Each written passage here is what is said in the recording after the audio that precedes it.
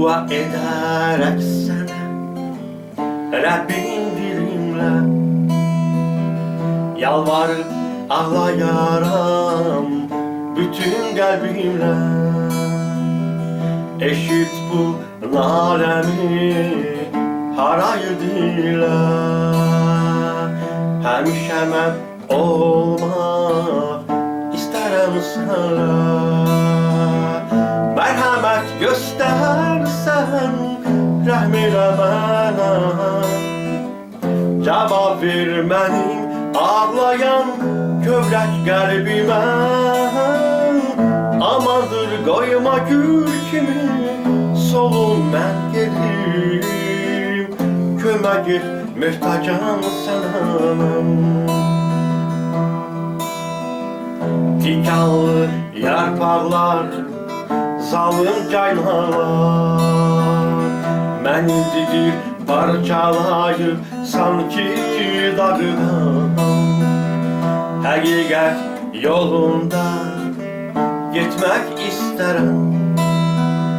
Bu diləyimi səndən mən istəyirəm. Mərhəmət göstərsən rəhm elə mənə. Cavab ver mənim ağlayan kövrək qəlbimə. Amandır qoyma gül kimi solun mən gedim. Kömək et möhtacam sana. Ümidlə imanla gəldim qarşına. Baş əyib lütfünə sənin adına. Yalvarıram xilaskar mənim Tanrım. Tək sən yeganə həyat pənahım. Mərhəmət göstərsənə rəhm elə mənə. Cavab ver mənim ağlayan kövrək qəlbimə. Amandır qoyma gül kimi solun mən gedim. Kömək et möhtacam sana.